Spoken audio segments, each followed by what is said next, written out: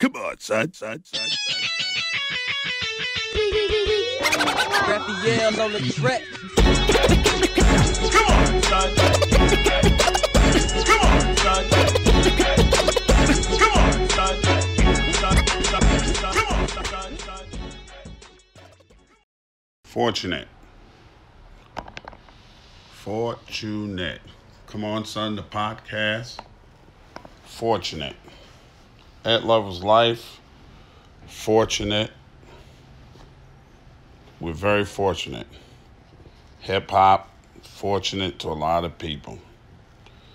Curators, fortunate.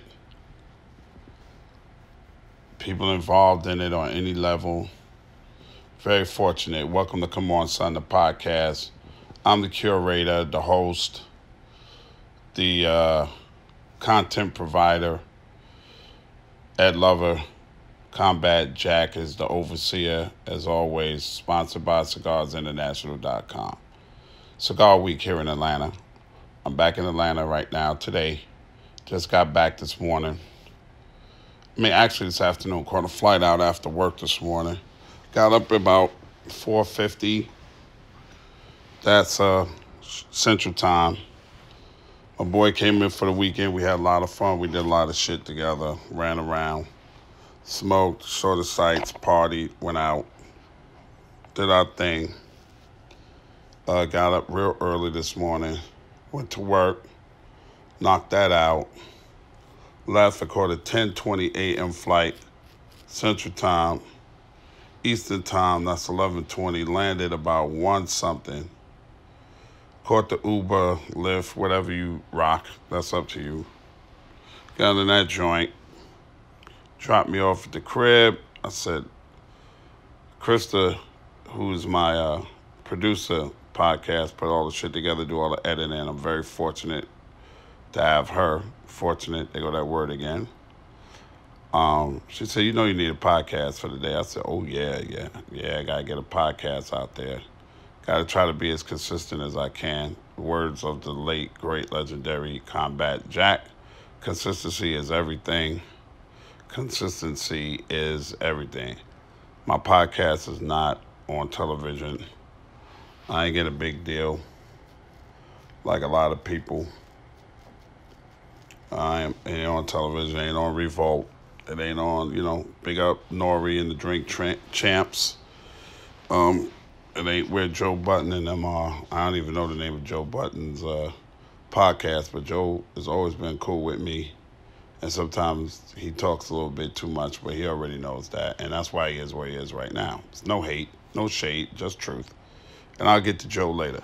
But in a different realm, talking about something totally different, not podcasting. But I'm happy that he's doing what he has to do, because this is where hip-hop affords us. It affords us a life outside of just being whatever you were, a DJ or a rapper or whatever, social media and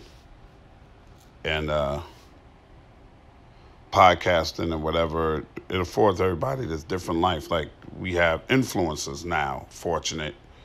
There go that word again. It's the word, it's the theme word today, fortunate, motherfuckers. Fortunate people can sell you things, and you follow a lot of people, and people get money from these different companies for being influencers, for showing you new products, to getting you interested in stuff enough for you to go out there and make a purchase. But the hip-hop has made us fortunate enough to earn an amazing living doing this. An amazing living. And for a long-ass time. And a lot of people you wouldn't think would still be here doing what they're doing. The other day was a lot of birthdays. Nas' birthday just passed. Big Daddy Kane just hit a milestone. He's 50 years old now. Wow. Kane. The BIGDADDYKNE. Dramatic. Asiatic. Unlike many. I'm different. So don't compare me to another, because they can't hang. Word to the mother. It's 50 years old now. Happy birthday to you, Big Daddy Kane. Absolute legend in hip-hop. Still doing shows. Still killing them. Went to see Ronnie, Bobby, Ricky, and Mike the other night. New Edition. The break off splintered group. I hear there's some internal beef, but I am not going to get into that right now. But Ronnie, Bobby, Ricky, and Mike are out, and their show is fantastic. Bobby looks great. That was the concern, not what Ricky, Mike, and Ronnie was going to do, whether or not Bobby would be able to keep up, and whether or not you spend your money for fat-ass, sloppy-ass Bobby Brown that can't keep the steps and runs out of breath and smokes cigarettes on the stage and then walks off halfway through the set, but you spent your money to see him. That's not who you're seeing this time out. There's a svelte. Still got a low belly. We all got that. That ain't going nowhere unless he works his fucking ass off, and it's going to be hard with the kids and the businesses and all of that. But Bobby's pretty much in shape. And they look good, and their fucking set is always fantastic thanks to Brooke Payne. And they doing their thing, but they have 40 years in. They reached that milestone I saw on Mike's social media. Shout out Mike Biff, my man. 40 years, New Edition. We've been watching New Edition, talk about New Edition 40 years. Fortunate. Still working. 40 years of New Edition. 40 years. So this music has changed. New Edition is not on the charts right now. R. Kelly not even on the charts right now. R. Kelly is one of the greatest R&B singer, songwriters, and producers we've ever seen. He's not on the charts right now. But if R. Kelly wants to go out and do a show, he got to fight all the women that don't want him to do a show, which I disagree with. I mean, the man has never been convicted of anything, regardless of what you think, but that is your right. But he should be able to work. He ain't been convicted of nothing, but we hold Tupac up in high esteem, and he was convicted in a court of law, but I don't see nobody out there saying ban Tupac T-shirts, all right? The court of public opinion is a bitch sometimes. And that's not even to throw shade on my man, because that was my man. That's facts, actual facts. Just think about what you said. But fortunately, R. Kelly's made enough music that R. Kelly going to still do shows and still going to survive and Run DMC, so on and so on, so forth. Q-Tip posted a picture. They was all hanging out. I think Tip had a gig as a DJ. He's a great, fantastic DJ. Amazing DJ. Knows the music like the back of his hands. Also listen to Tip on Apple Radio. And here's the funny shit: 6 Degrees of Separation. The young lady that is producing and helping Q-Tip curate his show, a young lady by the name of Lady Shells, used to work for me, actually at a radio station, Power 105 in New York, and then went on to Sirius XM, and now she's over at Apple Music. 6 Degrees of Separation, and smaller than that, probably 1 degree with me. She's doing her thing, and she's fortunate, and she's just continue to move and to progress, and to, you know, she's a fantastic DJ in her own right, and doing her thing. And I just love to see it. But look how long these people have been doing what they're doing and been successful and fortunate and changing the narrative of hip-hop and changing the narrative of the music business. There's so many unsung heroes in this business that's been around for so long. Like, you're not having RBRM look as good as they look or have a show the way they have it without Brooke Payne. Like, it's just amazing. And then there's a whole lot of new cats that people are listening to. Little Duval, C the God, Angela, not even Angela Yee, Angela Rye, who's got her own show on the same platform that I'm on, the Loudspeakers Network. Young people that you see on TV and have an opinion and, very ingrained in politics and hip-hop culture. And I love them. I love them all, man. I'm not throwing shade at anybody, any way, shape, or form. But even if you do take it this way, I really don't give a fuck, because you ain't going to do shit. But I'm not. I just want to make that clear. What I wanted to say is that we're very fortunate to be here and to be doing our thing.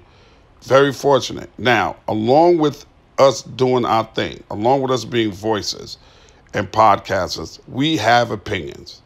And a lot of times our opinion does not agree with the popular opinion. It's been that way for a long ass time. It's been that way. And especially with hip hop. Where R&B, beef, is a whole different ballgame. Sometimes with R&B, historically, they don't really go in the studio and sing songs about each other. They don't go in the studio and sing "fuck you, nigga," da da da da. Like R&B beef, I can remember like shit. Probably, it still had something to do with hip hop. It was fucking Tribe Called Quest was beefing at one point with the whole New Jack Swing with Teddy Riley and them. See, it had something to do with hip hop, but it didn't really go on record. But hip hop, is, well, shit. Look, Jay and R. Kelly. That was fucking hip hop R&B beef, but it wasn't just R&B beef. Like you don't hear about. Well, that time, didn't Usher and Bobby Brown have some shit one time? But yeah, but Usher didn't go making fucking records about Bobby Brown. You know what I mean? He didn't make records about him. But with hip hop, that's a whole different ballgame. Like, take your man, Tekashi 6ix9ine. I don't know the kid. I never met him. He's making money, God bless him, because of hip hop. He knows how to play the game of subpar music, but high profile social media world. So that makes him look super incredible, relevant. He's not a fucking dope rapper at all. I could say that. Not at all. But he makes music that has the vibes that the kids like. So God bless him, right? So he gets into this beef recently with Ludacris, which I thought was fucking ludicrous. Because Ludacris goes on to, on Wildin' Out with Nick Cannon and them. And a guy comes on and he's portraying Tekashi 6ix9ine with the multicolored hair and, the whole ridiculous shit. And he has the double cups and he's slurring the talk and he sounds like Tekashi 6ix9ine a little bit. And he says something about Nick Cannon. And if you had to do it again right now with Disturbing the Peace, which was Ludacris's label and movement and production company, would you sign Tekashi 6ix9ine or Nick Cannon as rappers? He said, and Ludacris said, knowing what I know right now, I would definitely sign Nick Cannon because I don't know how long Tekashi 6ix9ine is going to last. So Tekashi 6ix9ine caught one of it, went on the Instagram rant, told Ludacris all kind of shit, called him irrelevant, old, suck his dick, all that old fucking bullshit. And I don't even believe Ludacris answered this shit, which I thought was a brilliant move on Ludacris's part, because Luda's doing movies, television movie production. Luda ain't fucking worrying about that kid. And plus, dude, honestly, you don't want to get into a verbal back and forth on record beef with Ludacris. You got too much stepping up. You need years of stepping up your skills before you even fucking think about talking to Ludacris, bro. I haven't even, nah. I gotta say, nah. I ain't heard you ever say anything that made me say, oh shit, this kid is dope. I give you your props for you caught the vibe. I mean, you caught it. So, the kids like you, but when it comes to this battle rap shit, you better off not even fucking looking in Ludacris's direction. Like, that's a big mistake. So you could go on. You can't say you got more money than him. You can't, you called him, when you called him irrelevant, and you called him, yeah, you pretty much said Ludacris was an irrelevant, old, washed-up rapper, and you're fucking bugging. So, you're fortunate to even be able to speak Ludacris's name out of your fucking whack rapping ass mouth. And then you turn around and out of nowhere, Eminem drops Kamikaze. So I'm listening to Kamikaze. And I go, oh my God, M is going to fuck ham, like hard as a motherfucker. He dissing all kind of motherfuckers. Just straight dissing. Like, people got it, like motherfucking Machine Gun Kelly. Because the reason why I noticed that one is because Machine Gun Kelly was the first one to answer. And everybody kept telling me Machine Gun Kelly came back at Eminem. Gotta hear it. You gotta hear it. It ain't bad. It ain't bad. Joe Budden got it because he said Joe Budden's name clear and concise, and I heard that when I was listening to it. But M rapid fire delivery, like, it's nothing you're going to take away from Eminem as a rapper. Like, the motherfucker is dope. He's just fucking dope. So I listened to Machine Gun Kelly's response. I'm not a big Machine Gun Kelly fan, but I'm not gonna say Machine Gun Kelly is Tekashi 6ix9ine. Machine Gun Kelly can rap a little bit. All right, he can rap a lot of it. Actually, not always my cup of tea. I wouldn't put him in my top 500, but he's out there and he's doing his numbers, and God bless him, right? So he comes back at M. I listen to the track. I'm like, oh shit. Okay, dude had little hooks and nice little jabs at M. You know, he said the same little bullshit that the young boys say when they trying to get at us OGs. Oh, you old. Yeah, whatever, motherfucker.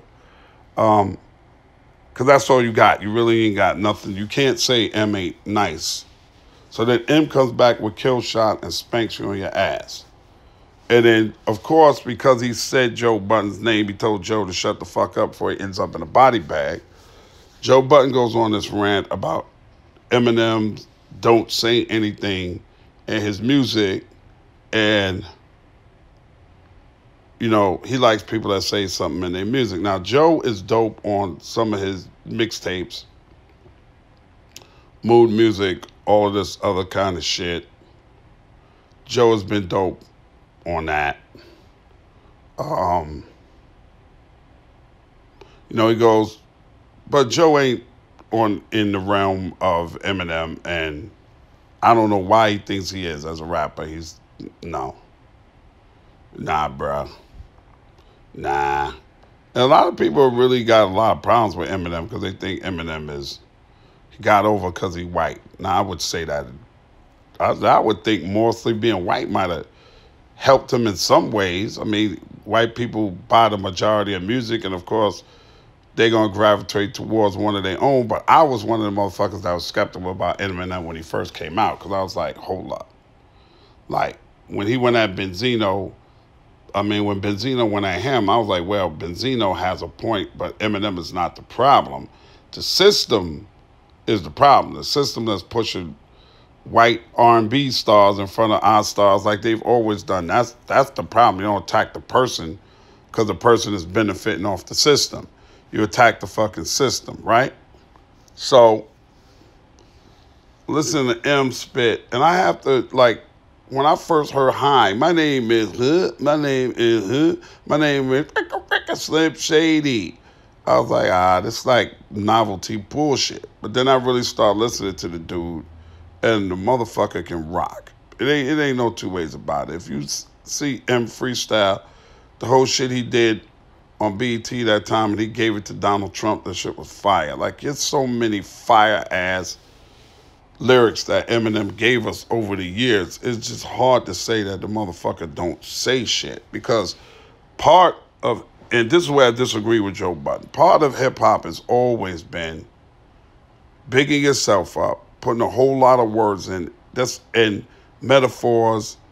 That's part of hip-hop. That's always been part of hip-hop, stating how dope you are, and tricks and plays on words and plays on sentences and shit like that. So on that part of where Joe Budden say, I disagree with everybody don't say something all the time.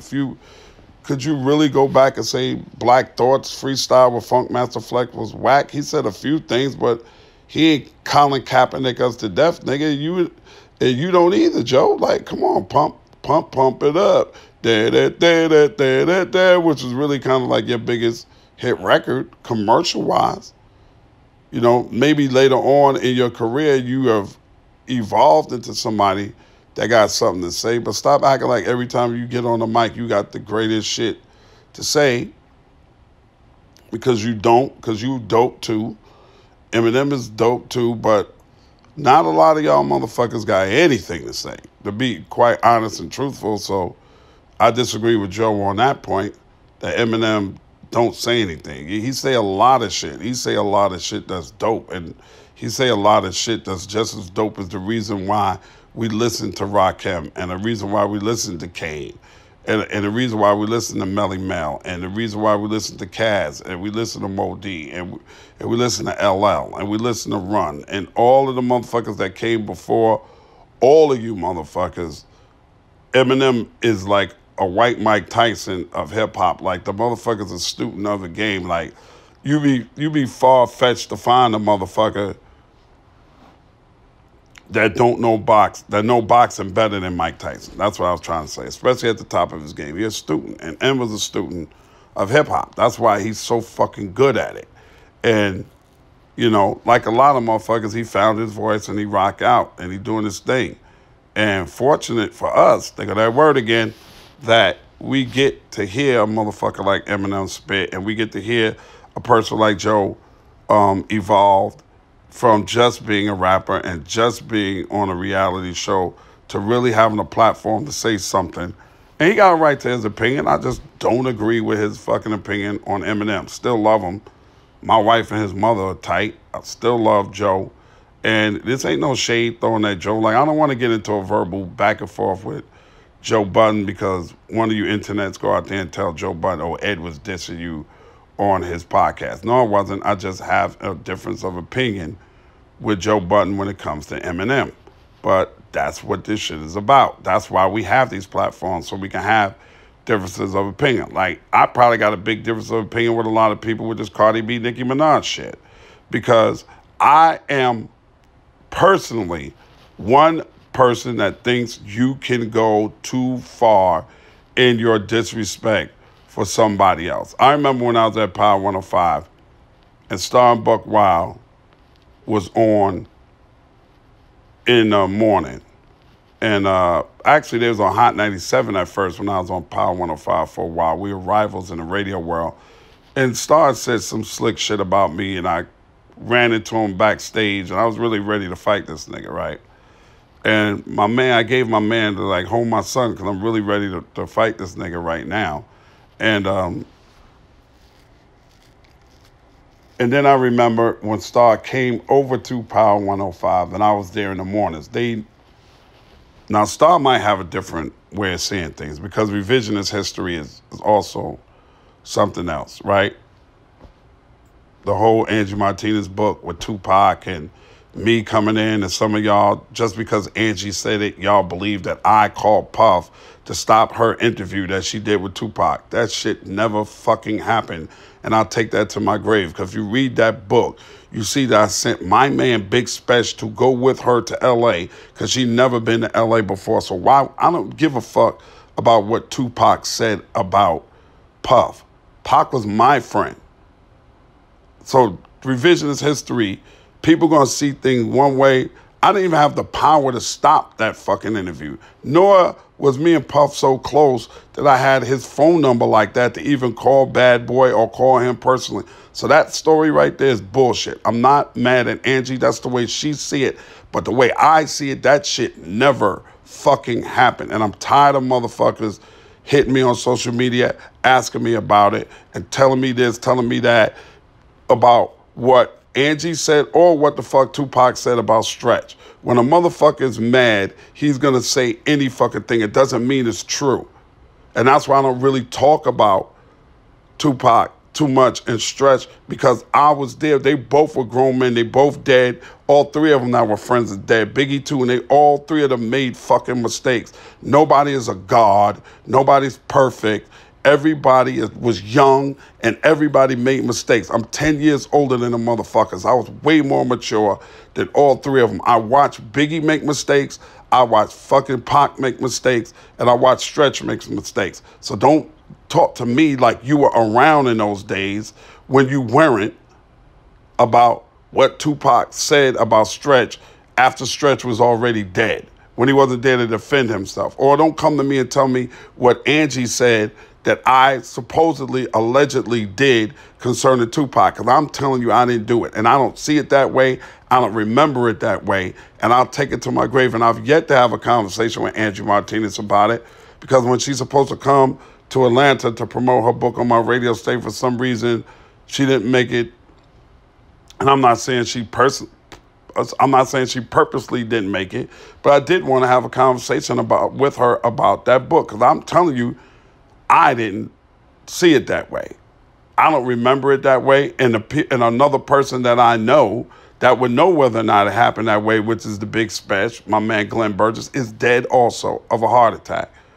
So it's revisionist history. It's the way she see it through her vision versus the way I see it in my vision. And I will drop a book one day and talk about a whole lot of shit. Okay, the only person that had the power to stop that interview was Steve Smith, and he's the one that stopped. It ain't a fucking thing to do with me. And I'm fucking tired of answering the shit.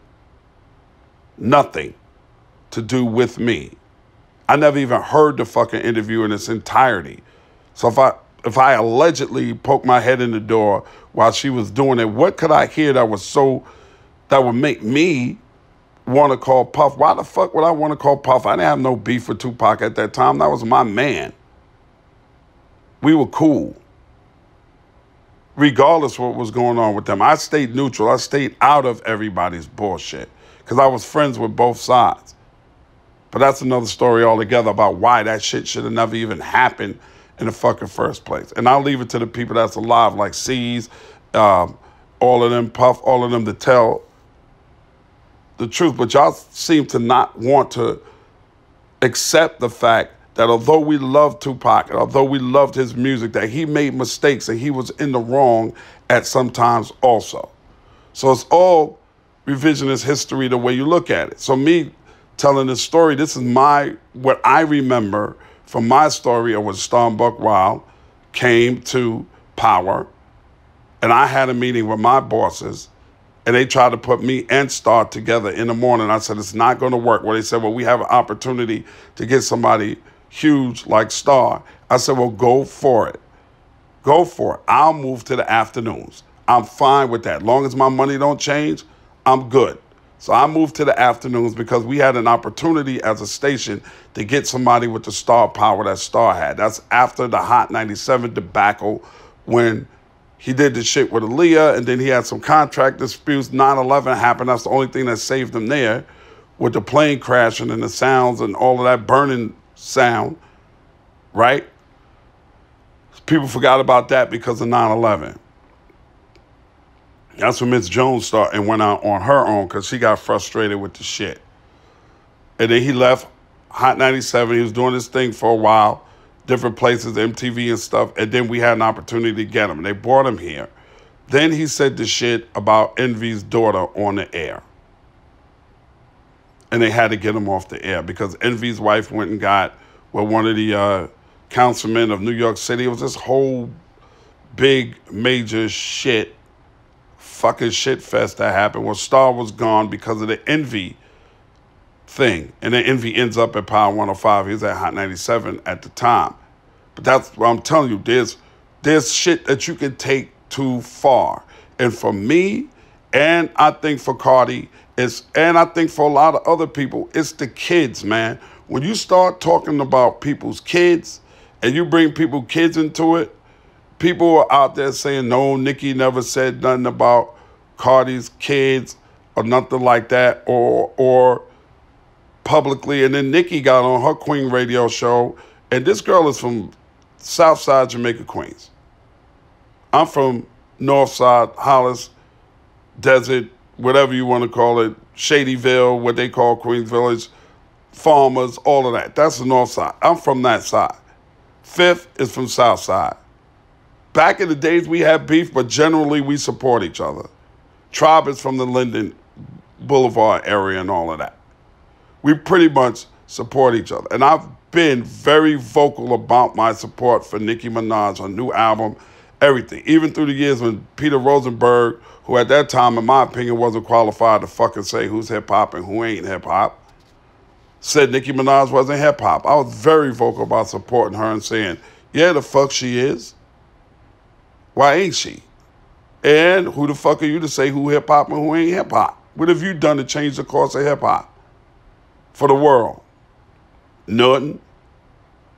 You ain't one of the four. You ain't Chuck D from Public Enemy. You don't have that right. You ain't in the Rock and Roll Hall of Fame. You ain't even going to be in the Hip-Hop Hall of Fame. Nicki Minaj is hip-hop. But in this instant, I can see why Cardi B threw her shoe at her and want to fight her. I can see that. She's a brand new mom. Brand new mom. You don't want people talking about your kids. And then Nick went on her show, Queen Radio, and said, I would never talk about nobody's kids. I didn't do that. I would never say. You talked about Remy's kid. And your diss record back towards Remy. I think there's got to be a line there, man. Battle rap has always been there with Jay going at fucking Mobb Deep going back at Jay going at Nas, called him a lame. Jay called Nas the faggot model. You can't even say faggot no more. And excuse me for saying it, but I'm using it in reference to what the battle rap was. He called him the faggot model for Esco, which was a clothing line back in the 90s. You can't say that shit. But he said that he skied off on Nas's baby's car seat, and that was too far then. Nicki said to Remy, what kind of mom leaves her son for a lousy stack? You don't even mention people kids, yo. You said it, I'm paraphrasing, but you can't say you never said nothing about people kids. In the annals of hip hop, that shit is a low blow. Look at Tupac and Biggie. Right? You claim to be a gangster, but I fucked your wife. Fair game. Jay came and Nas. You know what? Did you know who will leave that between me and you for now? I fucked your baby mother, Carmen. And Nas was like, I don't give a fuck. I wasn't with the bitch anyway at that time. So if she want to you want to fuck her, nobody cares. But Rockefeller died of AIDS. That was his last chapter. And that's the motherfucker y'all name your company after. Oh, I get it. I rock hoes and y'all rock fellas, alluding to maybe Jay and them and that whole crew was less than manly, I should say. But that still is okay to say. Jay told Mobb Deep, you little fuckers, I got money stacks bigger than you. You was a ballerina. I got the picture. I seen you. Don't be the next motherfucker on that Summer Jam screen. When he put the picture of Prodigy up, where Prodigy was dancing at his grandmother's school. That's all fair game when it comes to motherfucking hip hop. It's all fair. Ask E40 about the time they booked a show, a fake show for Biggie because him and Biggie had beef and they was going to fucking kill Biggie. And my man Hawk, who was Biggie's road manager, has often told that story. You probably can find that story on YouTube someplace. That's how serious this shit got. That E40 and them was going to kill Biggie. Hammer, you've heard Search talk about on my show how Hammer and his crew, his brother and them was going to fucking kill. Not hurt, maim, fight, kill third base. A hit out on third base. A fucking hit on third base. Allegedly, that's how Mike Concepcion got his seats at the American Music Awards. One of the biggest Crips ever, next to Michael Jackson, to help squash that motherfucking beef right there. There's been a lot of shit that goes on, and we've been fortunate enough, they got that word again, to be a part of it, but there is a certain line that you cross. That's why when you right, you right. When you wrong, some motherfucker gotta tell you that you wrong. 50 Cent will never, ever, no matter what, be friends with Irv Gotti, Ja Rule, anybody from that camp. He firmly believes they are the reason he was shot 9 times. He believes that. That beef is everlasting. Them two dudes will never be friends. Even though after Chris Lighty died, Fat Joe and Fifth had dumb beef. They made it right because of both of their loves for the late, great Chris Lighty, who was managing both of them at the time. If you don't know who Chris Lighty was, what he did for the music business, Google it. I don't have time to go through his whole resume. Them motherfuckers had beef because of Joe being in Rule's video for New York. I was in the video too. I asked Fifth, are you mad at me? He said, nah, you ain't a rapper, OG. You ain't a rapper. I can never be mad at you. You OG Bobby Johnson. And me and Fifth still cool to this day. But that's where the Jadakiss beef came from too. But I don't remember, and maybe y'all probably listen to this podcast and do the research and was like, yo, niggas, let's talk about each other's kids. But some people, when it comes to that shit, a lot of people they feel like that's where you draw the line. Like, don't bring my kids into this. Don't bring my family and shit into this, man.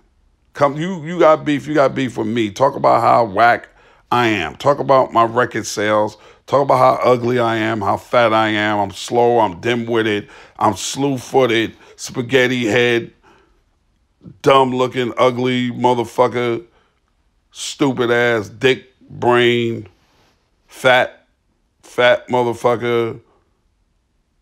Stay off that E. Remember that shit? Then fucking jumped in that beef at that time. Busta Rhymes, yo, Jeffrey, why the fuck you gotta fuck with me? That shit was on. That shit was on for real. Like, it was on. We lost two of our most major motherfuckers behind a dumbass beef. That didn't need to happen. But there are lines that can't be crossed. And we are fortunate enough, they got that word again, to have been witness to some more classic beef. LL and Mo D, classic as fuck. Jay and Nas, classic. Meek Mill and Drake, they just made up on stage. Everybody was like, it's a pussy move. Nah, that shit was whack. Nah, that wasn't a pussy move. If Jay-Z and Nas can make up, why the fuck can't Meek Mill and Drake? That wasn't a fucking pussy move. That was a grown-ass man move. That was two motherfuckers that see that what is this beef going to get us but all of you little sideline motherfuckers who ain't even really in this hip-hop. You not industry. You like it, you love it, but you a fringe-ass motherfucker. Okay? A lot of fringe-ass motherfuckers like to talk.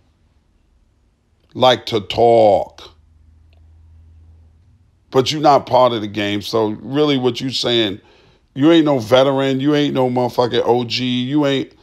You ain't going into the motherfucking Hall of Fame. You ain't Dame Dash. You ain't fucking Biggs. You ain't Jay. You ain't Nas. You ain't Steve Stout. You're not Puff. You're not Mace. You're not Fab Five Freddy. You're not Melly Mel, Scorpio, Soul Sonic Force, Uncle Luke, Ghetto Boys, Outkast. You're not one of them motherfuckers like that. That changed. Big Blue Williams. Shout out to Blue. You're not even Combat Jack. You trying to get down. You're not Drake. You're not Rick Ross. You're not Lil Wayne. You ain't Baby. You're not Master P. You're not them. You're a fringe motherfucker that just like to continue shit. You're not 50. You like to continue shit. So you always want to say some dumb shit.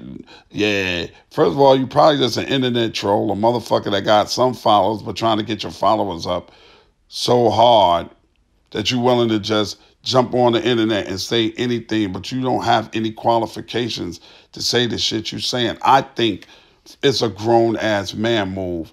Just the same way I thought that Jay and Nas coming together as grown men was a great fucking move for hip-hop, because we are under the microscope so much, y'all. Like, y'all don't, you don't really understand, because a lot of times you are in your own world, right? Like, we are in our own world. And sometimes Kanye West says some dumb shit that pisses me off, and I can't stand the motherfucker, and I want to punch him in the face.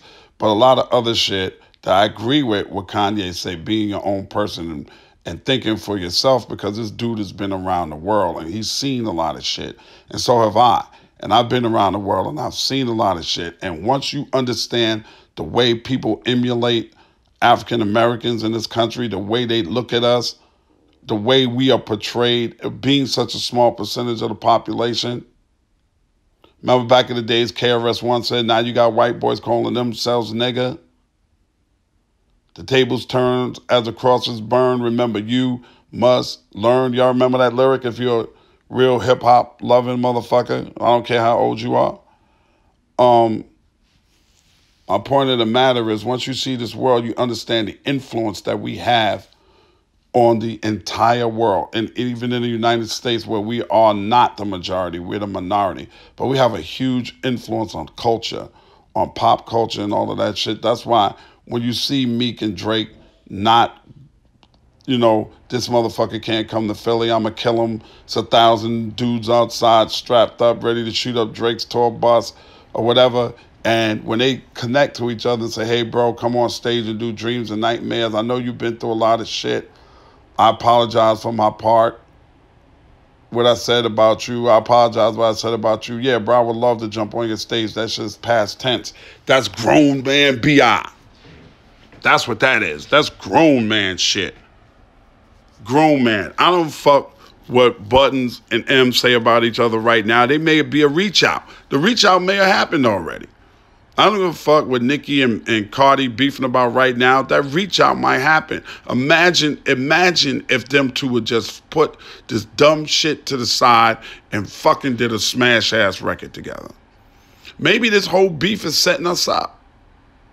That's why we talking about this shit. Maybe they setting us up for them to keep beefing and to do the move that Lil' Kim and Foxy was never able to do. Besides some remixes when they weren't even in the studio together, but just a collaborative effort, or a real, not one of those collaborations where Cardi would send Nicki the track and Nicki would jump on it and then Nicki send it back to Cardi. Not one of those, but a real collaborative effort where they shake the whole industry up by doing a real 8-record EP together and cashing out together as grown women. And leaving all the bullshit to the side. Before the gunplay gets real. Before we lose 2 more people. I understand Cardi being in her feelings at that moment.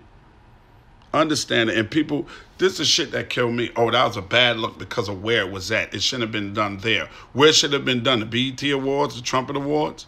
So you can do dumb shit at black people shit, but you can't do dumb shit if you feel like you got real beef at the Harper's Bazaar shit? Why? Oh, those are upper echelon people. Who the fuck is...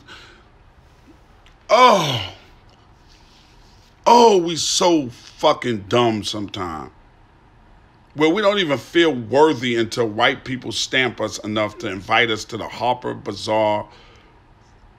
Bazaar fucking fashion shit. You little monkey.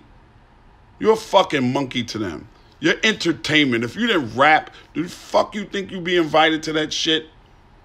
You're entertainment.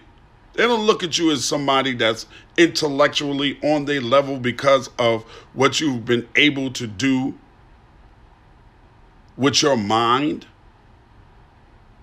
You're not a Fortune 500 big-ass American Express type of company owner. That's why you got invited. You got invited because you the monkey for the fucking moment. So that's why whatever Cardi popped off it, fuck it.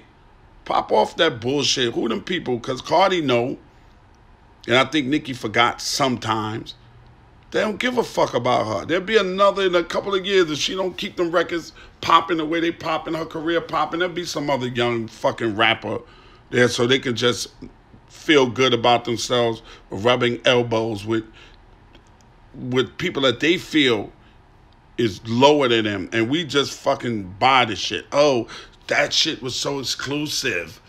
That's not the place to do that. It's so, what you gonna wait? You gonna disrespect the BET Awards, or what you gonna, and the NAACP Image Awards? That's fine to do it there. If it ain't cool to do it, it ain't cool to do it at all. Don't say it ain't cool to do it because those people are upper echelon. Get the fuck out of here, man. Don't let nobody stamp you. You should be happy if you good with your people.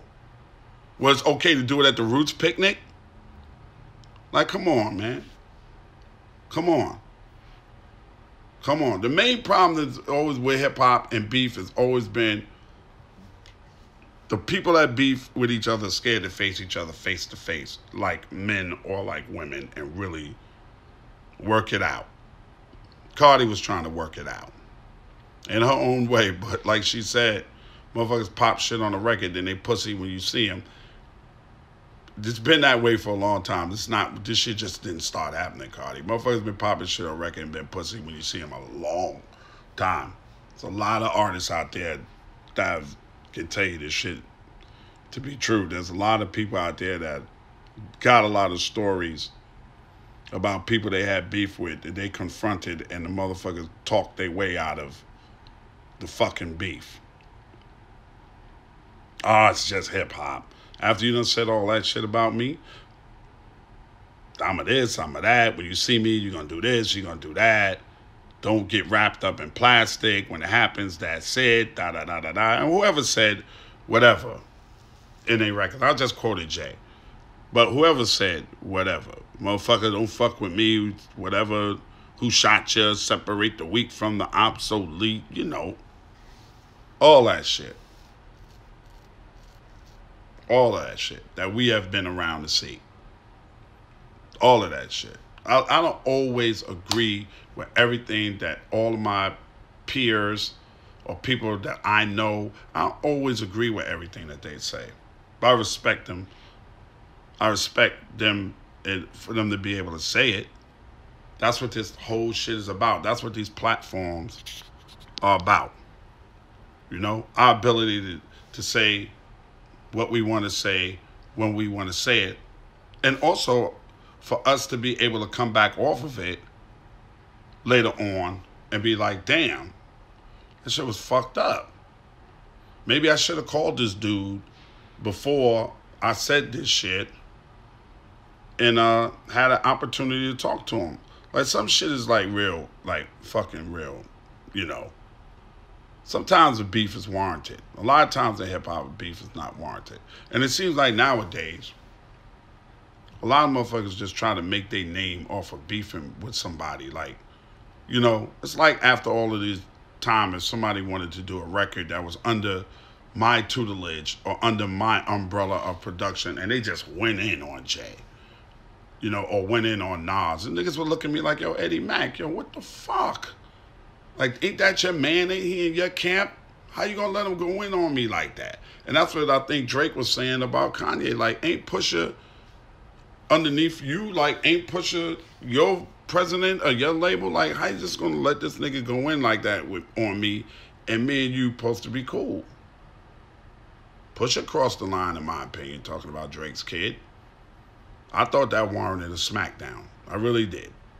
Did I think Drake would smack Pusha T down? Nah. I didn't think so. But I did think that warranted a confrontation. Like a real, like, bruh, let me holler at you, bro. Like, that kind of shit is below the belt. That's below the belt shit. I understand now that dudes, I know I'm an OG. Line crossing is just line. There is no rules. Now, this shit is a blur, but you got to be able to face the consequences after what comes out your mouth about people's children. You know? I have beef with you. I ain't got no beef with your kid. Like, maybe I don't like the shit you say, but no beef with your child to call your child out, or fucking social media got niggas beefing. Like, oh, you liking that picture? Like, there's some bitch on there that said, you know, look at, you know, Ed's corny ass daughter running track in college, and I see that you like that shit. You hit the like button on it, so you pretty much agreeing with what she's saying, or Ed is too dumb to be able to raise a baby, and you hit the like button. You jabbing. You taking a fucking toothpick and you stop, and you keep sticking me in the fucking leg. You are. Now, when I see you, I gotta have a conversation with you. And we gotta talk about this shit, or we gonna have to just let the knuckles in the shoes fly. You get fed up. You get to a point where you get fed the fuck up. Now you know, don't bring them to, come on, man. That's over the line. That's over the line. Drake and Meek, I don't think went over the line. I think Pusha went over the line. Talking about Drake's kid. I did. I listened to it. I don't think Machine Gun Kelly went over the line. I don't think M went over the line. I don't think Joe Budden went over the line. at all. Lupe Fiasco saying he could bust both of their ass in the battles over the line. I don't think I believe that, Lupe. I don't think I believe that. I'm not underestimating you. I just don't think you could fuck Eminem up in a battle. I still think you dope, but I don't think so. I like Lupe Fiasco too. I just don't. I don't. I don't think a lot of motherfuckers want no smoke with Black Thought though. I think he's one of the most underrated motherfuckers in any kind. I think Black Thought will intellectually destroy a lot of motherfuckers. But I don't think a lot of motherfuckers want smoke with Eminem either. That's just my opinion. No, good, hard battle record. That's hard to do, B. That's hard to do. Ask anybody. That shit hard, man. A lot of people can rap like a motherfucker, and a lot ain't good with diss records or battle rap. A lot of people just ain't, man. And then when they get into the shit, they ain't got no record, but it seems like you damn near don't need a record nowadays. You just need to set your phone up and look into the phone and curse a motherfucker out. Well, I do appreciate the art of the battle rap. I really do. Long as you not really going fucking ham on people and their kids and, no. Pac knew that shit. He said to Biggie, he went off Biggie and Junior Mafia and Lil Kim and Mark Ass Busters and I fucked your wife. But Big had a kid with Faith at that time. He didn't mention Big's kids. Tiana was born and Lil Chris was there. He didn't mention the man's kids. That, you motherfucking just don't do that, B. Okay? Don't fucking do it. And to be a part of this whole shit that we call hip-hop, and that's what this platform is for. And that's what comments are for, so people can leave comments. And you may not agree with everything that I said. And you may question some of the shit that I said. And I didn't delve deep into a lot of the subject because I'm going to make y'all wait for the book. All right? Especially with the Tupac Stretch, Biggie shit, the Angie Martinez shit. I'm going to straighten all that out when I write this book. But for now, you heard my opinion on that. That's revisionist history, and I don't never knock anybody for what they remember or how they remember something, because it's going to be different than the way I remember it.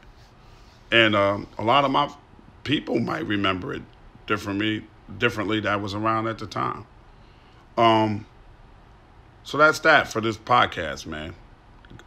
Rest in peace, Combat Jack, the overseer, oversees my podcast from heaven. Big shout out to everybody in the Loudspeaker Network. A King, what up, my dude? I appreciate you as well, bro. I know a lot of times I kind of focus on Jack a lot, and I don't say it to you, A King. But I appreciate you. Premium Pete, shout out to you, bro. Krista Hayes, love you, darling. Everybody else, She the God that's on the network, Ange on the network. Everybody that's Taxstone, we still think about you too, bro. Everybody that's on this Loudspeaker Network, in my opinion, the best fucking network in podcasting, point blank, period. Everybody that got a show on this beautiful, beautiful, beautiful Loudspeaker Network. We call the Loudspeaker Network not because you listen to us out of your loudspeakers, because we some loud speaking motherfuckers. Some very opinionated motherfuckers. And we love it. But if it's too much cursing, man, don't play this in front of your kids. Listen to it in your headphones or your earphones, your earbuds, and when you're working out or whatever you're doing, man. My name is Ed Lover. I approve this message 100%. Come on, son. It's the name of the podcast. The fuck out of here with that bullshit. You already know what it is. Keep God first. Everything else will fall into place. I'll talk at you, with you, to you, and about your ass next Monday. All right? All right. Come on, son. The fuck out of here with that bullshit. I'm out. This Ed Lover podcast is being done in conjunction with Cigars International. Make sure you check out cigarsinternational.com for all your cigar needs. This episode of Come On Son, the podcast, is produced and engineered by co-executive producers Kimana Paulus and Krista Hayes. Recorded at Mean Street Studios in downtown Atlanta, Georgia. This is an official Loudspeakers Network podcast.